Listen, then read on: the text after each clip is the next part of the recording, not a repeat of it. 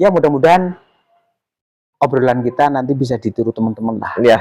Ini bukan sebuah kritik sebenarnya, tapi kita ingin membangun bahwa sesuatu yang ada di kepala kita tidak ada salah untuk kita kupas bersama, dan harapannya ini menjadi satu budaya. Kayaknya keren sih kalau duduk bareng, syukur banyak orang, syukur dari beberapa komunitas untuk mengupas satu hal yang tentunya lagi tren. Nah,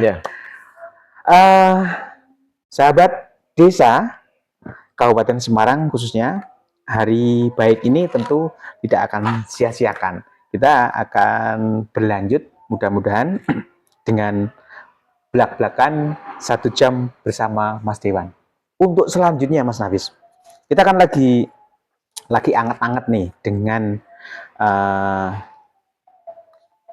Badan Gizi Nasional, dengan makan bergizi gratis bagi anak-anak siswa sekolah. Boleh dikasih gambaran dulu, Mas? Ya, terkait MBG ya, MBG itu kan banyak keluhan ya, dan juga di mana-mana sebagaimana di media itu ada korban keracunan yang sangat banyak sekali ya dalam jangka waktu 1 bulan ya. Di bulan September ini itu ada sekitar 6.000-an, 6.000 atau bahkan 6.000 lebih kalau nggak salah ya. Kalau saya nggak salah 6.000 lebih yang semuanya terkonsentrasi di bulan September. Artinya bahwa masalah ini adalah masalah laten, ya bisa terjadi di tempat kita, di sekolah kita, di anak kita, gitu kan. Tidak hanya anaknya rakyat biasa, tapi anaknya pejabat juga mungkin juga kena gitu. Ini namanya laten seperti itu. Nah, lah kok malah ngeri kayak gitu, Mas? Piye iki, Mas? Iya, makanya ini program dari Pak Presiden Prabowo ini harus kita kawal betul ya. Kita harus mendayagunakan segala sumber yang kita miliki untuk turut serta memperbaiki program ini, sehingga apa yang ditujukan oleh Pak Prabowo itu untuk meningkatkan gizi anak-anak kita betul-betul tercapai. Anggaran betul-betul dicake, 100% dicake. Makanan-makanan betul-betul tidak hanya bergizi, tapi juga sehat, tidak meracuni. Jadi kita berharap tentang optimalisasi anggaran. Pira toh nilai dari satu porsi sajian untuk anak ini optimal begitu ya? Betul. Kemudian yang kedua, optimalisasi dari nilai gizi itu sendiri. Artinya ya betul-betul makanan itu yang mengandung gizi. Nah, sekarang pertanyaannya, ketika itu bergizi, ketika itu optimal, bagaimana dengan penyajiannya, Mas? Itu butuh durasi waktu yang mestinya ketika kita masak, anget, makan, pasti aman. Nah ini bagaimana, Mas? Ya itu makanya itu menjadi tanggung jawab dari dapur-dapur MBG tadi. Ya kan, dia sudah diberikan kewenangan, sudah diberikan anggaran, ya, dia juga sudah diperkenankan untuk merekrut karyawan, laksanakan sebaik-baiknya, dan juga patuhi SOP. Jangan hanya demi keuntungan, ya, tanpa ada pengawasan melekat, ya, karena kan orang masak itu kan nggak mungkin diawasi terus-menerus ya. Nah, itu setiap hari ya, dan masaknya malam hari ya, potensi untuk penyalahgunaannya besar. Kita harus butuh masukan-masukan, baik itu dari guru, dari murid, dari wali murid, terkait dengan kualitas gitu. Nah, ini saya ada cerita menarik, ini terkait dengan kemarin yang kejadian di keracunan, ada 20-30 anak di SD Negeri Ungaran 01, apa yang disebut SD Induk itu ya. Jadi di SD Induk itu ada salah satu menu makanan, ya, tidak semuanya, hanya satu menu makanan aja yang ditengarai dia sumber racunnya, yaitu puding, ya kan? Ketika itu kejadian itu ada puding. Kenapa yang kena hanya 20 anak sampai 30 anak aja? Kenapa nggak satu sekolahan kena? Karena kebetulan kelas yang mengkonsumsi puding itu adalah kelas pertama yang istirahat. Setelah olahraga dia istirahat, terus dia makan puding, terus keracunan. Terus yang lain, kelas-kelas yang lain itu dihentikan. Begitu, sehingga yang keracunan cuma segitu gitu. Nah, ada lagi cerita yang menarik yang lain. Saya sempat, begitu kejadian itu saya sempat buka nih di Instagram maupun TikToknya dapur MBK-nya ya, yang bertanggung jawab terhadap masa itu ya, itu mulai dari awal September, dia kan operasinya dari awal September nih, melayani kalau nggak salah 4 ribuan porsi di beberapa sekolah, ada TK, kalau nggak salah TK Istriati atau mana gitu ya, ada TK, ada SD dan seterusnya kan. Lah, itu ada keluhan dari wali murid mulai dari awal September itu makanannya bau, ya kan? Di komen-komennya itu, gitu loh. Dari awal September terus sampai akhir September, ternyata ketika keluar dari wali murid itu tidak ada channelnya, tidak ada kanalnya, tidak ada yang menampung, ya kan, yang tadinya bau akhirnya menjadi beracun, gitu. Sehingga ini para pemirsa, ini saya sedang berusaha untuk buat platform ya. Platform itu sebagai wadah bagi murid, wali murid atau guru itu secara rahasia bisa melakukan laporan apabila ada dugaan makanan-makanan yang dianggap sudah tidak fresh, misalnya bau, ya kan, misalnya berlendir dan seterusnya. Ini sedang kita rancang, sedang kita buat, sedang kita program, sehingga siapapun berhak untuk lapor. Oke. Misalnya ada guru nih yang kemudian dia dalam tanda kutip ketakutan untuk laporan ke dinas, lapor ke kita, ya. Nanti kalau sudah kita launching, nanti kita kabari deh. Oke. Nah, ini menarik sekali.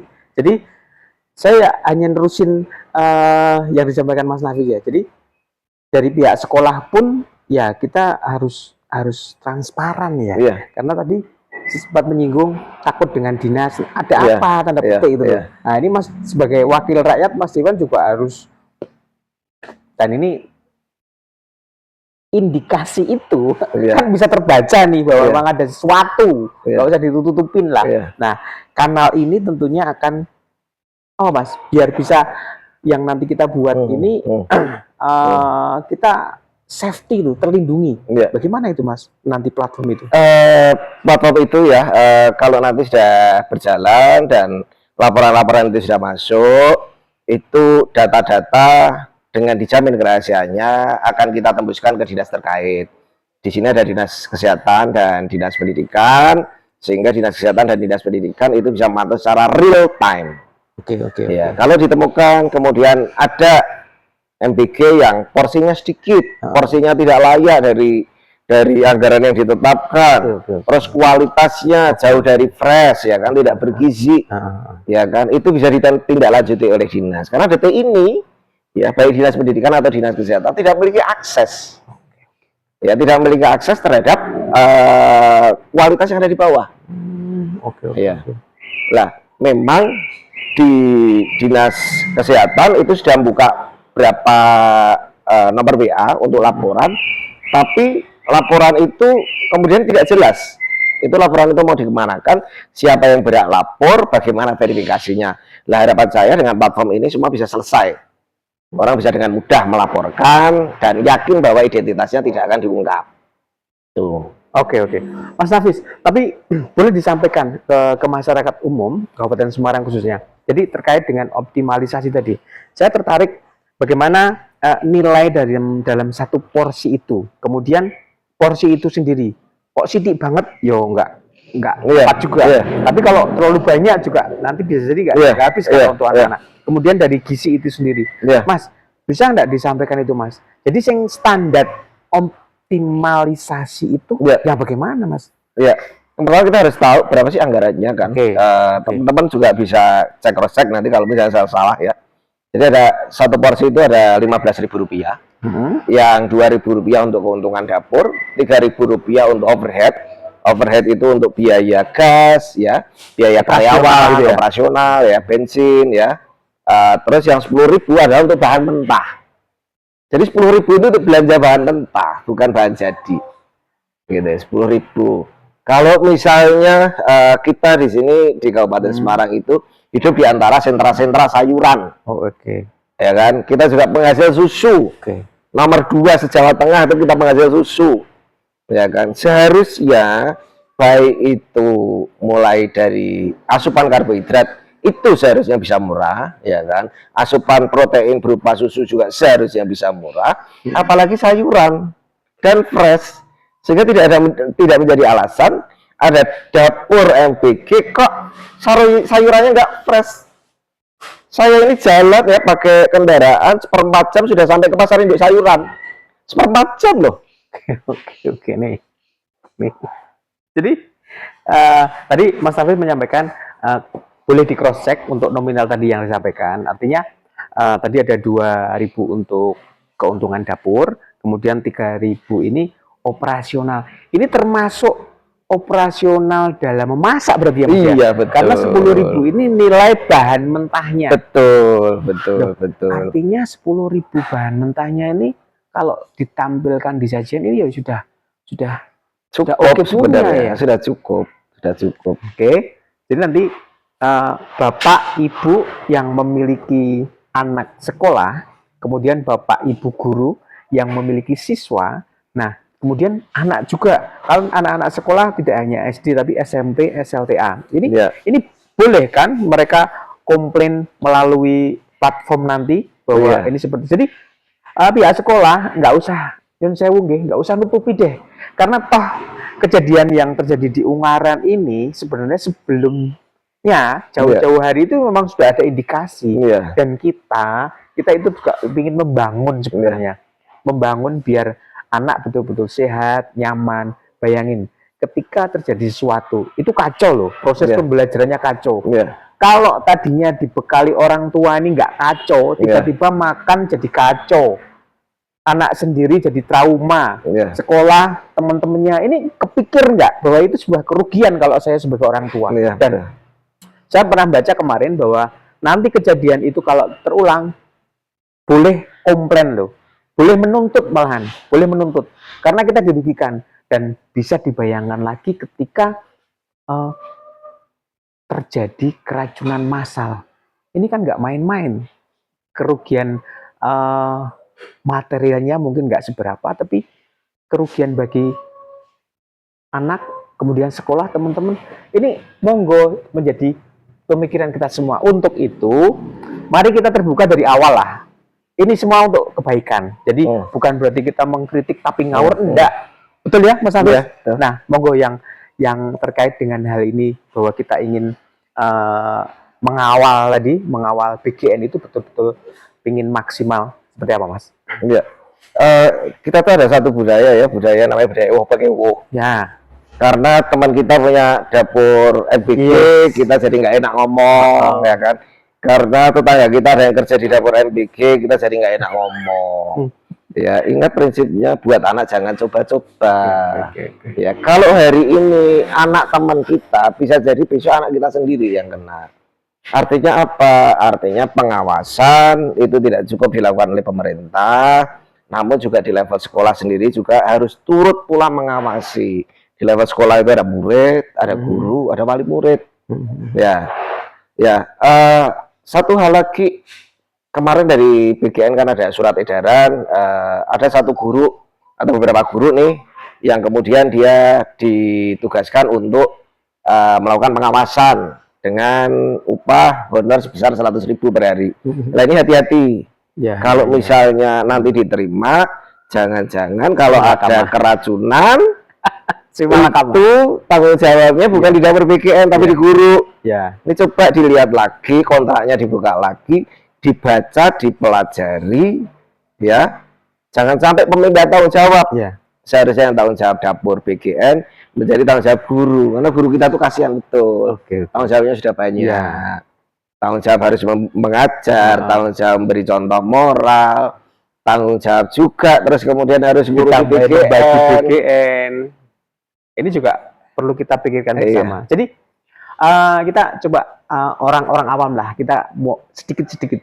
Jadi bagaimana masak itu dilakukan, kemudian bagaimana menyajikan dalam satu pemorsian, kemudian bagaimana pendistribusian, berapa jauh dari dapur ke tempat sekolah. Ini kan durasi waktu ini nggak main-main. Ketika sebuah makanan yang saji ini mungkin 10 jam, kalau kita di rumah kan hangat nih, setidaknya pagi masak untuk bekal anak paling 5 jam nggak nyampe. Ini mungkin bisa lebih dari 8 jam, 12 jam. Nah, terkait tadi Mas, mungkin kalau orang tua yang makan masih ada kekebalan. Tapi bagi anak bisa disampaikan itu Mas. Mungkin Mas Budi juga sering ya di rumah karena lauknya enak, lauknya kemarin sekarang masih ada, dimakan lagi lauknya. Ya kan. Kalau orang tua yang memakan masakan kemarin itu saya yakin pasti kebal. Dia sudah dibesarkan, sudah sakit sembuh sudah bertahun-tahun, 20-an tahun mungkin. Jadi kalau yang kekebalan tubuh iya, umur 30, 40, 50, 60 ya kan. Dia sudah berulang kali sakit ya kan, sehingga dia membangun tubuhnya. Tapi kalau anak-anak kita yang umur 6 tahun, 7 tahun, 8 tahun itu mudah sakit. Jadi harus dijaga betul. Dan juga ya jangan juga terus kita menyamakan lah, aku aja nggak apa-apa, masa anak-anak terus kemudian keracunan. Jangan begitu gitu loh. Artinya dunia pendidikan itu harus kita proteksi dari sisi lingkungan ya, psikologis dan lingkungan fisik. Gitu kan. Oke, Mas Hafiz, mudah-mudahan platform nanti segera bisa diterbitkan. Kita akan bantu bagaimana nanti masyarakat secara umum itu mulai aktif lah. Kalau kita tidak mengawal sejak dini, nanti ditakutkan ada kejadian seperti kemarin di Ungaran. Harapannya ketika terjadi sesuatu kemudian kita menyampaikan itu bukan untuk apa-apa tapi untuk memperbaiki. Nah ini juga Mas Budi juga teman-teman, bagi teman-teman yang mengelola dapur MPG juga ya, itu tidak boleh alergi terhadap kritik ya. Artinya apa? Kalau banyak keracunan nanti oleh presiden dihentikan program ini gitu ya. Tapi kalau sedari dini kita bisa melakukan evaluasi, yang jelek-jelek itu segera diatasi, programnya berlanjut. Ya, sehingga keterbukaan, pelaporan, kritik, saran ya, dan juga monitoring di bawah itu dibangun. Harapannya program ini menjadi makin lama makin sempurna. Teman-teman yang punya dapur MPG, termasuk teman-teman DPR misalnya yang punya dapur MPG, besok lagi masih bisa kerja bersama dengan para karyawan-karyawannya gitu, benahin masyarakat dan seterusnya. Nah, ini yang patut kita kawal bareng-bareng. Jadi harapannya nominal yang tadi disebutkan itu sudah membuat semuanya untung. Dan ini sudah betul karena toh semuanya sudah mau dan mampu menjalankan. Artinya tidak ada yang dirugikan dalam hal ini. Semuanya diuntungkan. Tetapi kembali lagi ketika ada sesuatu yang kurang pas dalam makanan, boleh dong kami menyampaikan bahwa ini tidak pas, ini ada seperti ini karena semata-mata untuk keselamatan anak-anak kita. Lagian itu MPG itu kan dari pajaknya masyarakat juga. Nah, terakhir closing statement apa yang mau disampaikan Mas Hafiz? Closing statement adalah bahwa dunia kita sekarang sudah berubah ya. Ini dunia yang penuh keterbukaan. Kita harus menyesuaikan, anggota DPR harus menyesuaikan, bupati harus menyesuaikan, presiden harus menyesuaikan. Masyarakat juga harus menyesuaikan. Ada banyak hal yang harus kita berhati-hati, harus kita tanggap, harus kita adaptif, agar perubahan-perubahan zaman itu menjadi menguntungkan bagi kita, bagi anak kita, dan jangan sampai merugikan bagi kita dan anak-anak kita. Gitu. Oke, terima kasih. Mudah-mudahan menular bagi teman-teman Dewan lainnya untuk sharing seperti ini. Terima kasih. Matur suwun. Wassalamualaikum warahmatullahi wabarakatuh. Waalaikumsalam warahmatullahi wabarakatuh. Alhamdulillah.